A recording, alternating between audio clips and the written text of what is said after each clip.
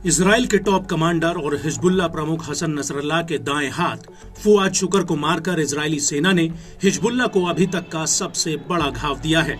और ये घाव ऐसा है जिसे हिजबुल्लाह चाहकर भी नहीं भुला सकता और ना ही ये घाव इतनी आसानी से भरेगा।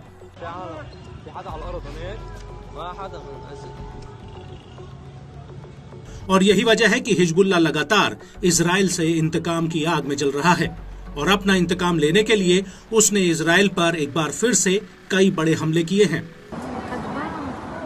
हिजबुल्लाह का कहना है कि उसने आयलत बैरक्स पर आईडीएफ की 91वीं डिवीजन के हेडक्वार्टर पर ड्रोन्स का एक जत्था फायर किया है, जिसकी चपेट में आईडीएफ के कई अधिकारी और सैनिक आ गए।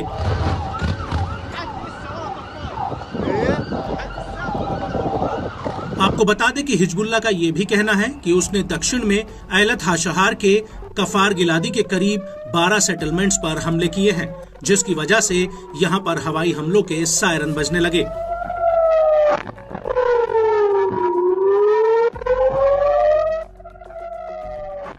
हिजबुल्लाह का कहना है कि इस इलाके में इजरायली सेना की कई अहम बैरक्स हैं जो आयरन डोम के लॉन्चर से लैस हैं। यहां तक कि बेथ हिल्लेल बैरक में शाहेल बटालियन का हेडक्वार्टर भी है। साथ ही किरियत शमोना बैरक्स में 769वीं ब्रिगेड का हेडक्वार्टर है। वहीं आईडीएफ का कहना है कि लेबनान की तरफ से कई दिशाओं से आ रहे कई ड्रोन्स को चिन्हित किया गया और इन ड्रोन्स को गिराने के लिए एयर डिफेंस सिस्टम एक्टिव थे। वहीं हिजबुल्लाह के मुताबिक आईडीएफ जेट्स इन ड्रोन्स को इंटरसेप्ट करने की कोशिश कर रहे थे। एयर डिफेंस सिस्टम आयरन डोम तक इन ड्रोन्स को गिराने में नाकामयाब रहा है और इन ड्रोन्स में से कुछ तो एलत हाशहार सेटलमेंट्स पर जाकर गिरे हैं, जिनकी वजह से कई जगहों पर आग लग गई। हिजबुल्लाह के मुताबिक ये ड्रोन एलत बैरक्स में बने गिलेली डिवीजन के हेडक्वार्टर तक पहुंचने में कामयाब रहे हैं।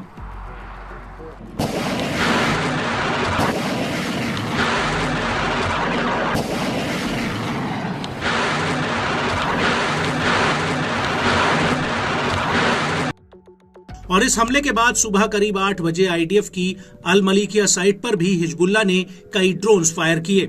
रमीम बैरक्स, जारिद बैरक्स, रसल नकूरा साइट और शाम को किरबत मार सैन्य चौकियों पर हिजबुल्लाह ने रॉकेट हमलों की झड़ी लगा दी।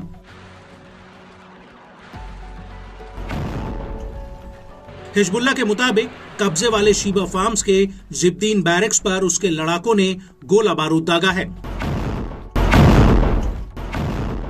और इस हमले के बाद हिजबुल्लाह ने शाम करीब 7 बजे माउंट नेरिया बेस को निशाना बनाया है।